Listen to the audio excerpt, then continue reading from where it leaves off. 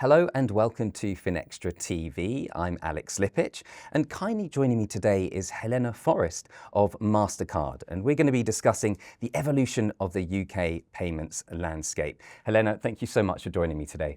Thank you for having me. I mentioned the UK payments landscape.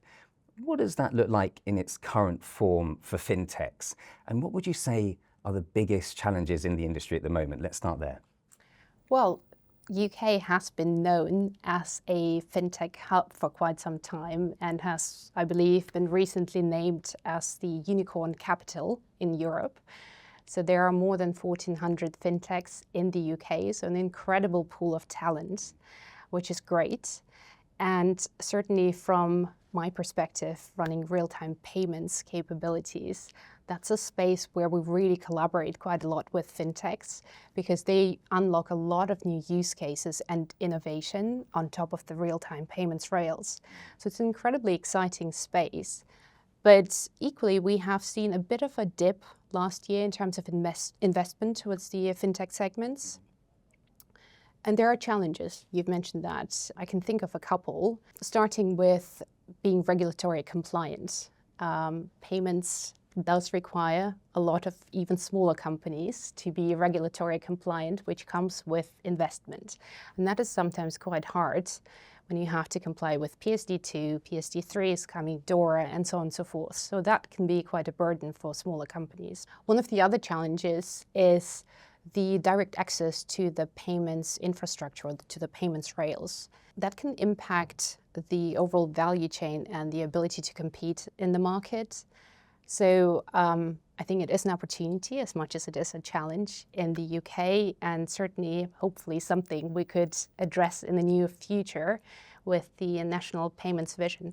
You mentioned the National Payments Vision, which leads me beautifully onto the next question. So we see a lot of changes in the industry. It's constantly evolving, as you mentioned.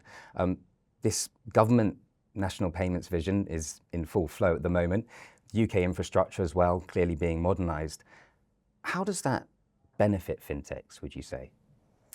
Well, I would say the really exciting part about the National Payments Vision is that it's very much bringing the UK payments ecosystem to the next phase. So we're not starting from scratch. We're building on an incredibly solid foundation that the UK already has. When it comes to the account-to-account infrastructure, modernization, it sounds like it's very technical, but a lot of it is also about alignment across the industry voices, bringing them together, making sure we're prioritizing the right use cases or capabilities as part of that modernization journey.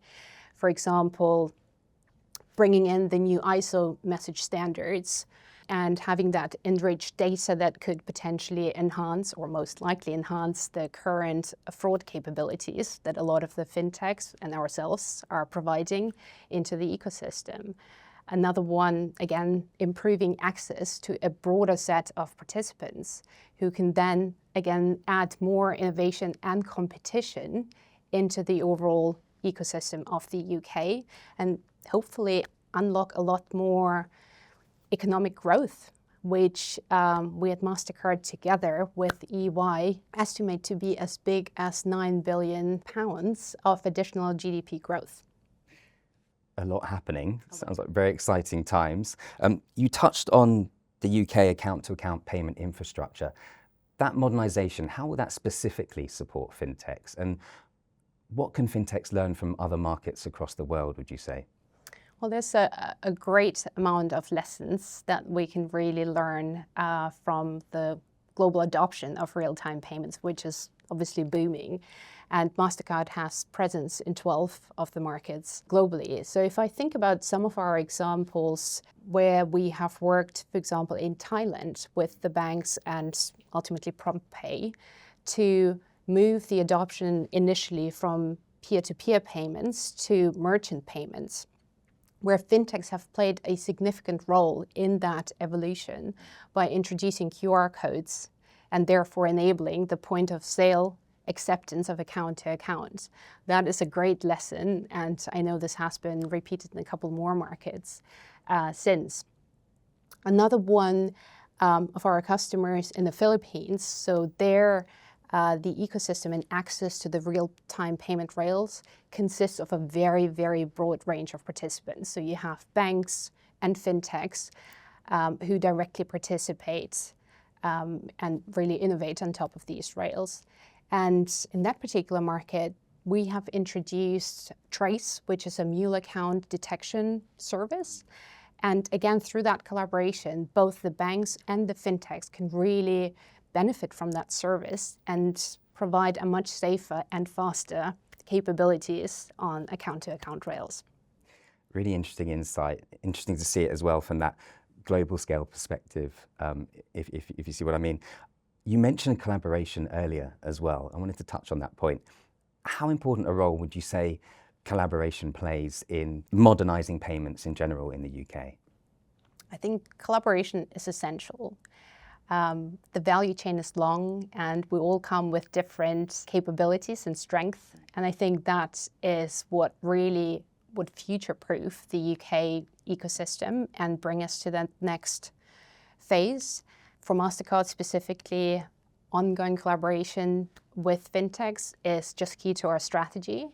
But I think in the broader sense, again, by bringing more participants into the ecosystem, enabling them to unlock new use cases, new innovation, that is something that will help grow the UK economy.